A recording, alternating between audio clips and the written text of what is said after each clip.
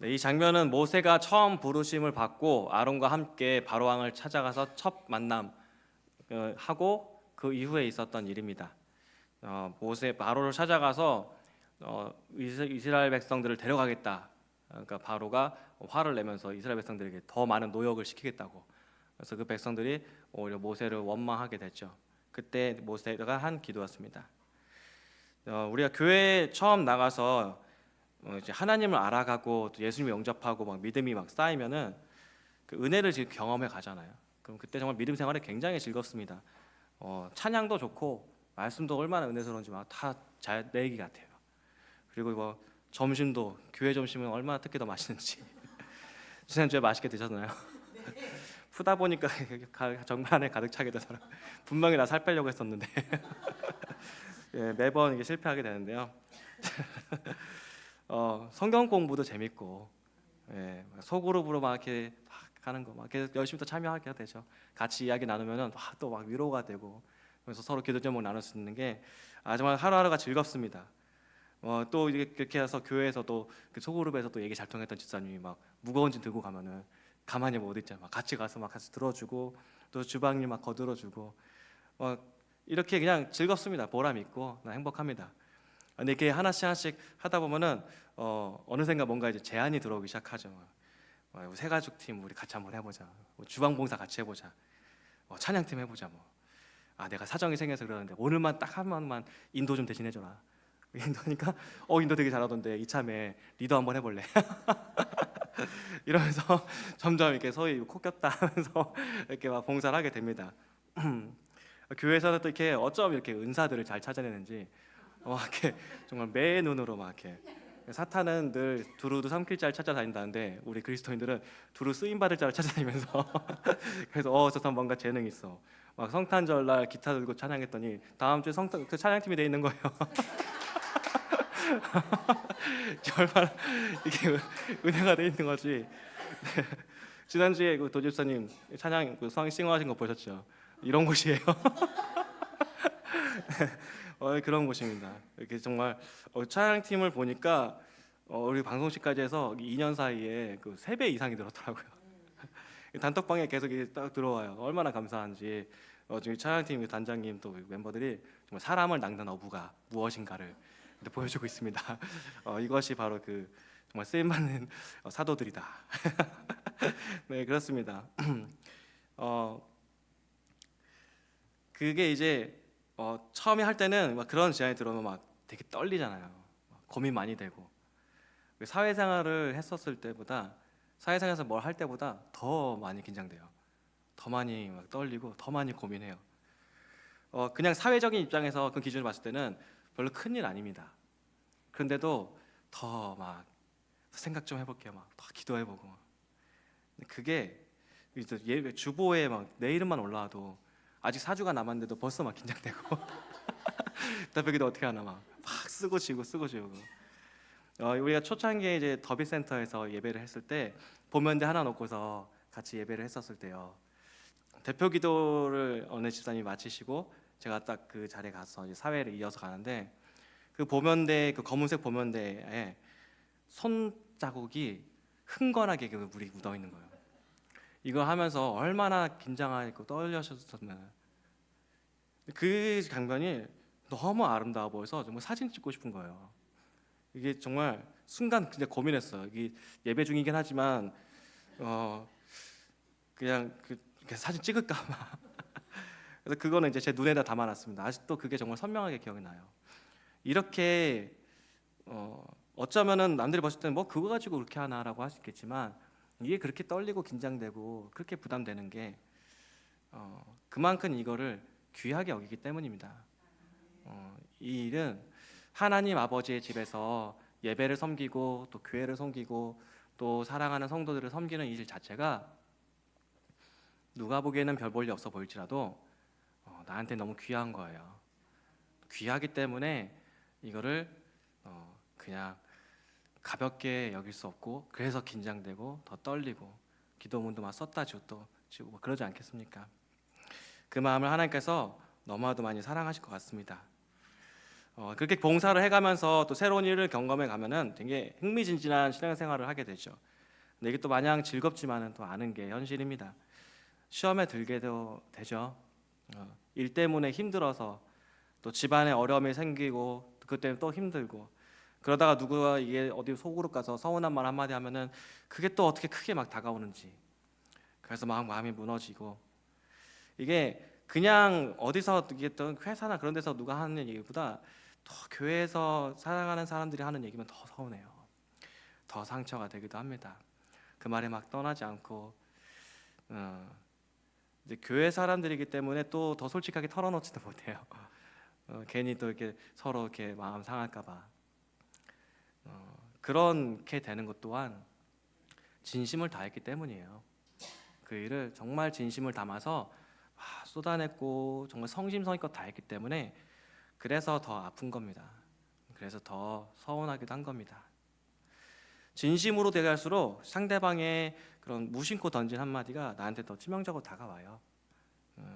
자녀에게 진심을 다 쏟아부어서 이렇게 양육하잖아요. 자녀가 별 생각 없이 툭 내뱉는 한마디, 그 한마디에 부모님은 또 마음에 막 요동치죠. 또 이렇게 막 눈치가 보이기도 하고 벌써 이제 사춘기가 왔나 자녀 표정에 막 살피게 되고 그렇게 됩니다.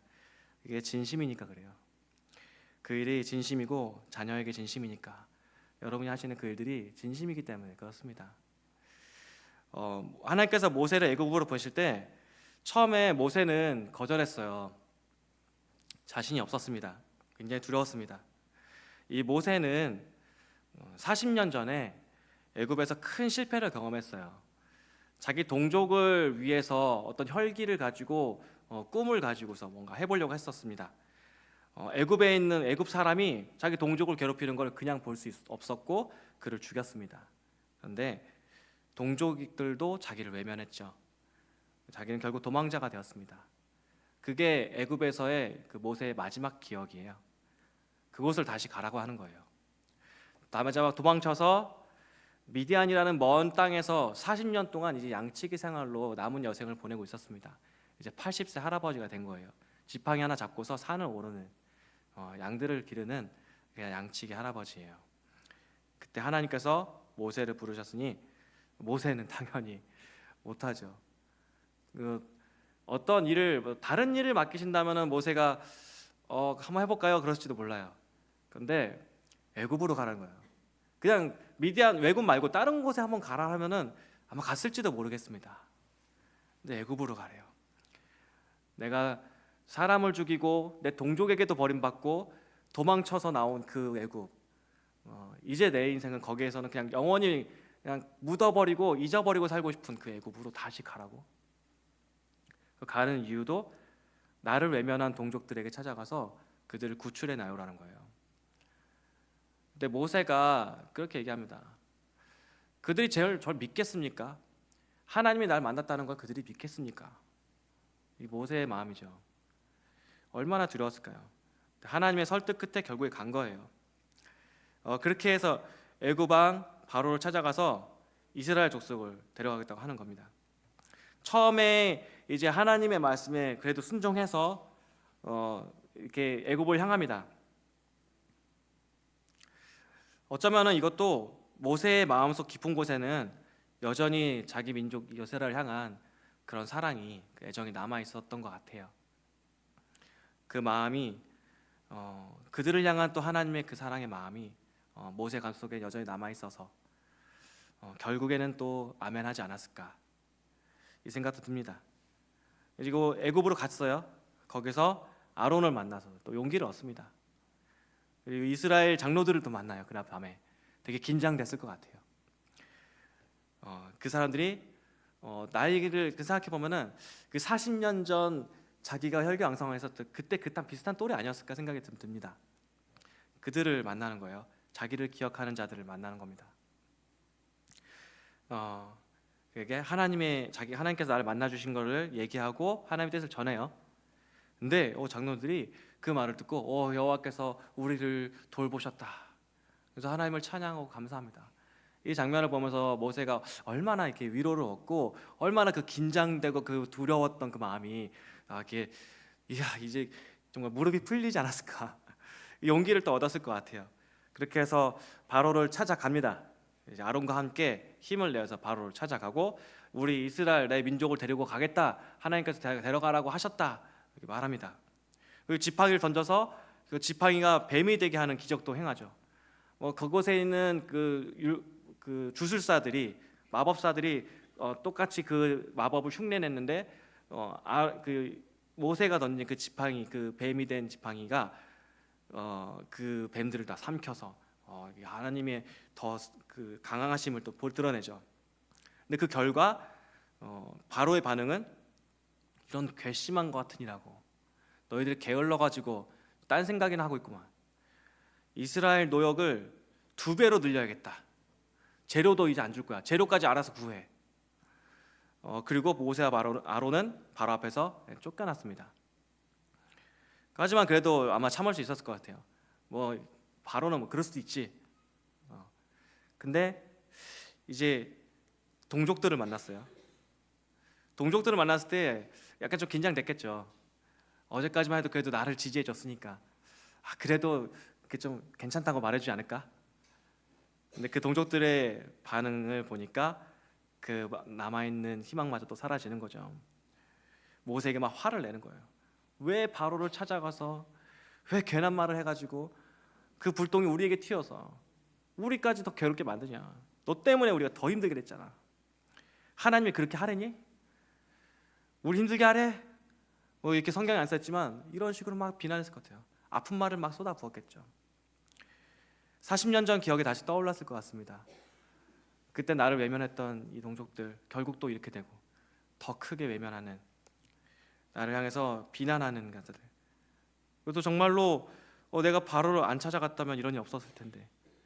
모세의 마음은 아마 한없이 무너져 내렸을 거예요. 모든 게 다 원망스럽고 다 후회가 됐을 겁니다. 별 생각 다 들죠. 바로에게 다른 날을 다르게 말할 걸 그랬나 봐. 오늘은 찾아가지 말걸. 오늘 동족들한테 연락 오면 전화 받지 말걸. 이런 것도 생각났을 것 같고, 애초에 산에 올라가지 말았어야 했어. 애초에 그 불붙은 나무 안 탄다고 그냥 모른 척 할걸. 하나님 부르셨을 때 끝까지 안 간다고 할걸. 그냥 내가 하나님을 안 믿었으면. 별 생각 다 들고 계속 후회가 되면은 차례차례 거꾸로 후회가 되더라고요. 거꾸로. 내가 예수님을 믿지 않았다면 이런 일 안 되겠을 텐데. 리도 안 한다고 할걸. 이거 봉사 안 한다고 할걸. 다 그만두고 그냥 조용히 교회 예배만 드리고 조용히 나가야겠다. 그럼 사람들이 말 걸 텐데 교회로 옮길까? 이런 식의 생각들이 막 꼬리꼬리를 물게 되죠. 이때 모세가 어떻게 했느냐가 지금 오늘 말씀에 나온 거예요. 모세가 한 게 5장 22절에서 모세가 여호와께 돌아와서라고 나옵니다. 모세가 그 어제 만난 장로들 찾아간 게 아니고요, 아론 찾아간 게 아니고 여호와께 돌아와서 하나님께 다시 왔어요. 그리고 하나님을 찾아와서 막 얘기합니다. 어찌하여 이 백성이 학대를 당하게 하셨습니까? 어찌하여 나를 보내셨습니까? 그 마음속에 있는 후회와 원망과 그 섭섭함을 하나님께 쏟아내는 거예요. 이 섭섭함이 하나님을 향한 섭섭함이죠. 그래서 쏟아놓습니다. 그리고 모세는 더 나아가서 내가 바로에게 들어가서 주의 이름으로 말한 후부터 그가 이 백성을 더 학대합니다. 그런데도 주께서는 주의 백성을 구원하지 않으십니다. 이 하나님에 대해서 막 이렇게 서운함과 왜 가만히 계시고 여기 나를 구출해 주신다면서요, 해 주신다면서요, 하라고 해서 순종했더니 결과가 이게 뭡니까? 저 데리고 장난치시는 건가요? 저를 더 비참하게 만들고 싶은 건가요? 애초에 시키지 않았으면 이런 일 안 당했을 텐데, 애초에 그냥 나 양치기 생활에 그냥 내버려 두셨으면은 이런 아픔 겪지 않았을 텐데 왜 또 다시 나의 그 과거의 트라우마를 꺼내시고서 왜 다시 나를 괴롭게 하십니까? 저는 이런 기도하면은 안 되는 줄 알았어요. 아무리 속상해도 하나님한테만큼은 이런 말 하면은 안 되는 줄 알았습니다. 근데 모세가 이렇게 기도하는 걸 보고 이렇게 해도 된다는 걸 알았어요. 이후에 하나님이 모세를 책망하지 않았거든요. 모세한테 너 이게 무슨 소리야? 이 믿음 없음 이렇게 하지 않으셨어요. 생각해 보니까 내 마음을 다 아시는 하나님께서 내가 속마음 숨기고 뭐 괜찮은 척 믿음의 고백을 할 때 하나님 저에게 이제 환난이 다가왔으나 그래도 주님을 끝까지 믿습니다. 오 주여 아멘. 이거를 보시면서 하나님이 기특히 여기셨을까? 안타까워하셨을 것 같아요. 속에서 타들어가는 거 다 알고 있는데 저 괜찮아요 이렇게 말하는 거 자식이 그렇게 한다고 생각하면은 얼마나 속상합니까? 저 어린 시절에 길을 가다가 앞으로 이게 넘어진 적이 있었는데 잘못해서 입술이 찢어졌어요. 근데 부모님께서 이제 걱정하실까봐 조용히 집에 들어가서 잠을 잤습니다. 그리고 나와서 이제 저녁 먹어 나왔는데 어쨌든 걸리잖아요 그런 거. 이게 이렇게 막 너덜너덜해 있으니까 부모님 깜짝 놀라서 이제 병원에 바로 데려가셔서 꼬맸죠. 부모님 집에 와서 부모님께서 너무 속상해하시는 거예요. 왜 가만히 있었냐고. 걱정하실까봐. 근데 그게 중요하냐고. 왜 말하지 않느냐. 내가 네 부모인데. 너무 속상해하시더라고요. 지금은 이제 그게 흉이 안 보이는데 만지면 이게 남아 있습니다. 이게 느껴질 때마다 그때 그 부모님의 표정과 그 말씀 그게 막 생각나요. 하나님이 그 마음이셨을 것 같아요. 너무 힘들고 괴롭고 속상하고 또 서운한 거 다 알고 있는데 그냥 하나님 앞에 뭔가 철든 말 하려고 저 괜찮아요 하나님 믿습니다 이렇게 하면은 슬프실 것 같아요. 하나님은 우리의 모든 걸 품으실 수 있는 넓은 바다 같은 분이십니다. 그리고 다 아세요.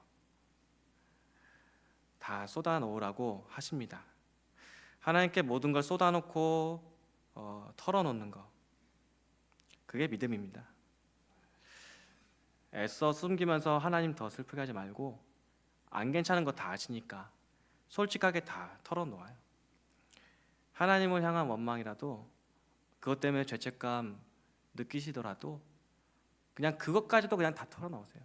저 솔직히 하나님 너무 원망스러운데 이거 마음 가지면 안 될 것 같아서 그래서 더 괴로워요. 그냥 있는 그대로 다 말씀하십시오. 그게 믿음입니다. 믿음이 없으면요 이 생각 들어요. 말해봤자 소용없어. 근데 하나님이 말해봤자 소용없어요 그런 분 아니잖아요. 괜찮으니까 그냥 다 털어놓으십시오. 괜찮습니다. 그런 모세에 대한 하나님의 반응은 책망도 아니고 훈계도 아니고 잔소리도 아니죠. 그 다음 6장 1절에서 하나님께서 말씀하시기를 여호와께서 모세에게 이르시되 이제 내가 바로에게 하는 일을 내가 보리라. 강한 손으로 말미암아 바로가 그들을 보내리라. 강한 손으로 말미암아 바로가 그들을 그의 땅에서 쫓아내리라. 하나님께서 모세한테 야 내가 진짜 이 일을 이룰 거야. 정말 내가 할 거야. 나 한다 진짜. 하면서 계속 확신을 주는 거예요. 당장의 이 말이 모세한테는 위로가 되지 않을 수도 있습니다. 하지만 모세가 보여준 또 믿음의 모습이 더 있어요. 바로 그 자리를 지켜냈던 겁니다. 모세는 과거에 그때 그 모습처럼 도망치지 않았어요. 비록 심하게 낙심하고 또 상처받았지만 그만두지 않았고 포기하지 않았고 동족들에게 두 번째 외면을 당했지만 그때처럼 달아나지 않았습니다. 그냥 하나님 부르신 그 자리에 그냥 있었습니다. 이제는 하나님이 나와 함께 하시거든요. 내가 언제든지 붙들 수 있는 하나님이 지금 계시기 때문입니다. 하나님이 나를 포기하지 않았어요. 잊은 줄 알았는데 나를 기억하시고 부르신 거예요. 그 하나님의 그 부르심을 아직 거두지도 않으셨습니다. 나도 그래서 지금 이 자리를 지켜내고 있는 것이죠. 사진 한 장 보여주겠어요? 어, 저 사진이 뭐냐면은 이번 주에 월요일, 화요일 1박 2일로 우리 학교에 우리 반 MT를 했어요. 아이들이 대부분 막 이렇게 밤새서 놀았습니다. 조용히 좀 하라고. 그래서 애들이 상상하면서 노는데 그리고 이제 다음 날 그 교회에 새벽 예배를 했어요. 저 혹시 확대할 수 있나요, 저 사진을? 저기 자세히 보시면은 아이들이 예배하는 모습이 아니에요. 아이들이 누구는 그냥 아예 그냥 머리를 그냥 다 이게 더 기절해 보이는 아이들도 있고, 그래서 그날 예배 끝나고 교실 가서 저 사진 보여줬습니다. 아이들한테 확대하면서 막 같이 막 웃고 했는데 아이들한테 이렇게 물어봤어요. 다른 어른들이 이 모습을 보고 어떻게 생각하셨을 것 같아요? 근데 아이들의 대답이 의외였어요. 안 좋아하셨을 것 같아요라고 하더라고요. 자기가 졸았다 이거죠. 그래서 아이들한테 얘기해줬습니다. 어른들은 너희들 예뻐했을 거야. 다들 졸고 있고 또 누구는 아예 기절했는데 그런 모습이라도 예배 자리를 지키고 있는 게 너무 예쁘고 사랑스러우셨을 거야. 그러면서 얘기해줬어요. 어떤 사람들은 너무 큰 고민이 생겨서 찬양을 부를 때도 말씀을 들을 때도 하나도 귀에 안 들어오고 마음이 그냥 온통 딴 데 가 있기도 해. 그런데도 그렇게 그냥 예배 앉아 있어. 하나님은 그 사정 다 아시지. 그래서 더 사랑스러운 거야. 그래서 더 예쁜 거야. 그럴 수 없는 거 뻔히 다 알잖아. 도저히 그럴 수 없는 상황인데 이 자리를 지키고 있는 게 그렇게 사랑스러우신 거야. 너희들도 나중에 그런 마음 들 때 지금 그 자리 지켜내라. 이게 믿음입니다. 내 자리를 지켜내는 거. 하나님께 숨김없이 털어놓고 그런 다음에 떠나버리는 것이 아니라 지금 이 자리를 여전히 지켜내는 것이죠. 지금 여러분이 이곳에 있는 거 이게 믿음입니다. 지금 또 어떤 분들은 지금 유튜브로도 이 말씀 듣겠죠. 네, 이게 믿음입니다. 그 후로 하나님은 모세한테 다시 하던 일 계속 하라고 해요. 모세는 또 순종합니다. 그런데 이스라엘 그 동족들의 반응은 여전히 차갑습니다. 시큰둥해요.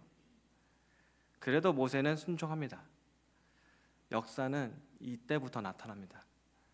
이때부터 하나님께서 그 전능하신 하나님의 그 능력이 나타나고 10가지 재앙이 하나씩 일어나게 되죠.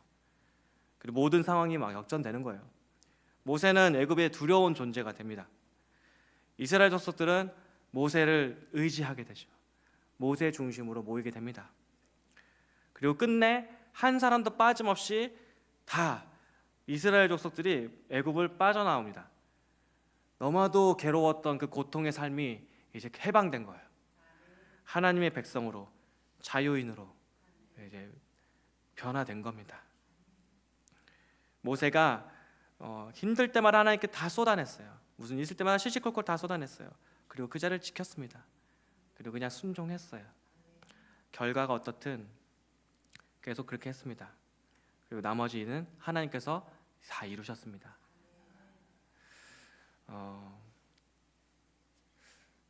그런 것 같아요. 믿음은 내가 아니라 하나님께서 하신다는 걸 깨달아가는 과정인 것 같아요. 처음에 모세는 자기를 부르신 하나님 앞에 제가 어떻게 해요? 전 안 돼요. 그리고 모세가 아까 우리 읽은 본문에서 이렇게 기도하고 하나님께서 다시 가라 할 때도 제가 어떻게 합니까? 또 그렇게 얘기를 했었거든요. 근데 그랬던 모세가 내가 하는 게 아니라 하나님이 하시는 거구나.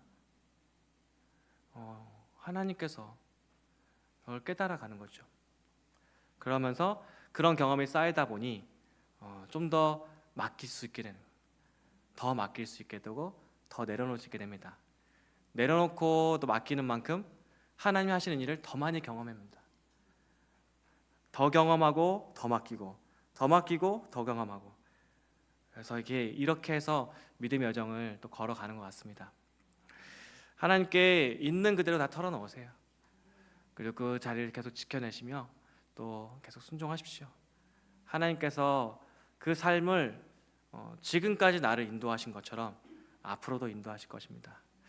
그런 인도하신 여정 속에 또 뜻하지 않고 원하지 않는 일을 겪을 수도 있습니다. 그럼에도 불구하고 또 털어놓고 또 지키십시오.